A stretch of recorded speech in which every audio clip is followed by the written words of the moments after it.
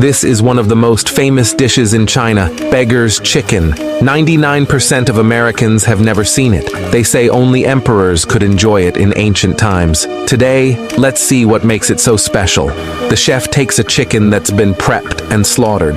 They remove the legs and wings, keeping only the tender meat. After cleaning, the chicken is marinated with salt, soy sauce, cooking wine, peppercorns, star anise, ginger slices, and spring onions. Then, it's tightly wrapped in foil. Next, a layer of prepared mud is applied evenly around the foil-wrapped chicken. The mud forms a complete shell around the chicken. Then the mud-covered chicken is placed in a fire pit and covered with hot coals. They ignite a large amount of wood, roasting it the old-fashioned way. The mud shell gets charred, but the chicken inside remains unaffected. Carefully, they crack open the hardened mud. Peeling off the outer mud and foil